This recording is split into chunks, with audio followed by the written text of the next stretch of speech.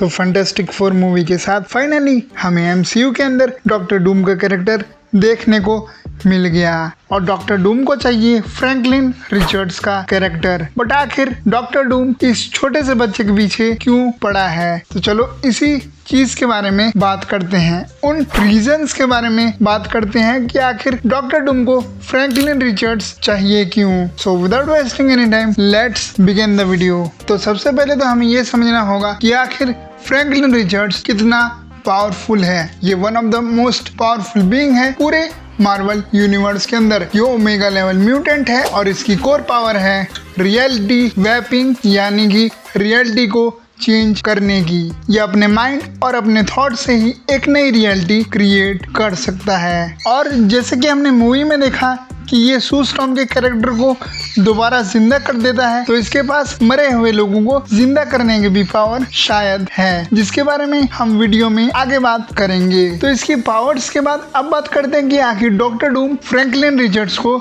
क्यों अपने पास रखना चाहता है। तो जैसे कि मैंने बात की कि फ्रैंकलिन रिचर्ड्स के पास पावर है रियलिटी को बदलने की, और वो जिस तरीके की रियलिटी चाहे वैसी रियलिटी क्रिएट कर सकता है। तो हो सकता है कि डॉक्टर डूम उसे अपने पास रखे और उसे मैनिपुलेट करे कि उसका जो पर्पस है इस दुनिया के लिए कितना अच्छा है और उस पर्पस को पूरा करने के लिए उसे उसकी जरूरत है। यानी कि वो एक तरीके से मैनिपुलेट और कन्विंस कर सकता है फ्रैंकलिन रिचर्ड्स को कि वो उसकी साइड हो जाए। हाँ, इस चीज में थोड़ा समय लगेगा क्योंकि फ्रैंकलिन रिचर्ड्स अभी बच्चा है, बट हो सकता है कि डूम्सडे आने तक हमें थोड़ा टाइम लीप भी देखने को मिले जिसमें फ्रैंकलिन रिचर्ड्स का कैरेक्टर बड़ा हो जाए और तब तक डॉक्टर डूम उसे पूरी तरीके से मैनिपुलेट कर ले, जिसकी वजह से फ्रैंकलिन हो जाए डॉक्टर डूम के साइड, और जिसकी पावर्स के चलते डॉक्टर डूम पूरे यूनिवर्स को कॉन्कर कर सकता है। और जो दूसरी पॉसिबिलिटी या फिर दूसरी थ्योरी है वो काइंड ऑफ पहली वाली हमारी थ्योरी से ही सिमिलर है, बट उसमें थोड़े से माइनर चेंजेस हैं। तो 2015 की सीक्रेट वॉर्स कॉमिक्स के अंदर फ्रैंकलिन रिचर्ड्स ने अपने फादर रीड रिचर्ड्स के साथ मिलके पूरे डिस्ट्रॉयड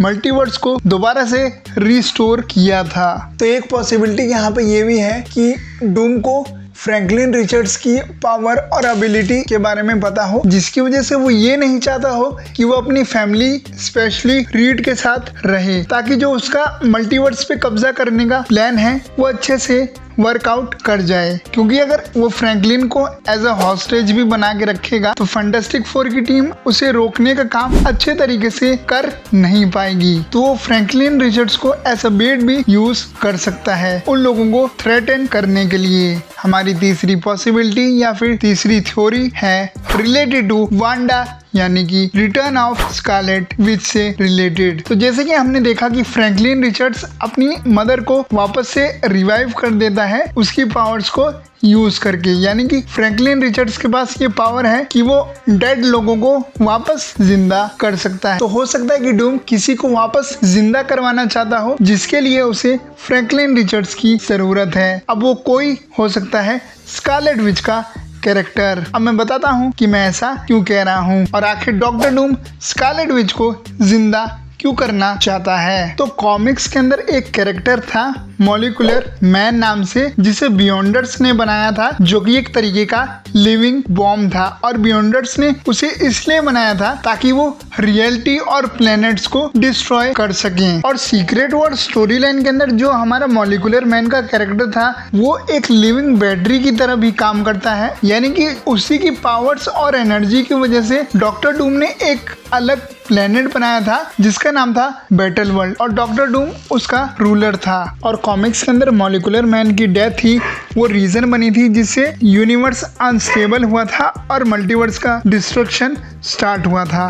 और मार्वल यूनिवर्स के अंदर अभी तक मॉलिक्यूलर मैन जैसा कोई कैरेक्टर एग्जिस्ट नहीं करता है सिवाय एक की, जो कि है हमारी स्कारलेट विच, यानी कि वांडा का कैरेक्टर। और डॉक्टर डूम इसे एज मॉलिक्यूलर मैन यूज कर सकता है और हो सकता है कि वो वांडा की मदद से ही अपना बैटल वर्ल्ड बनाने का प्लान जो है वो कंप्लीट करे। और जैसे कि हमें पता है कि मोस्ट प्रोबेबली ये वाला जो डूम हमें फैंटास्टिक फोर में देखने को मिला है वो कैरेक्टर बिलोंग कर रहा है अर्थ 838, यानी यानी कि फैंटास्टिक फोर वाले अर्थ से। और हो सकता है वांडा को जिंदा करने के लिए ये वाला डूम और फ्रैंकलिन रिचर्ड्स दोनों कैरेक्टर आ जाएं हमारे मार्वल के मेन यूनिवर्स यानी कि अर्थ 616 में, और यही रीजन बने डॉक्टर डूम के मेन यूनिवर्स में आने का।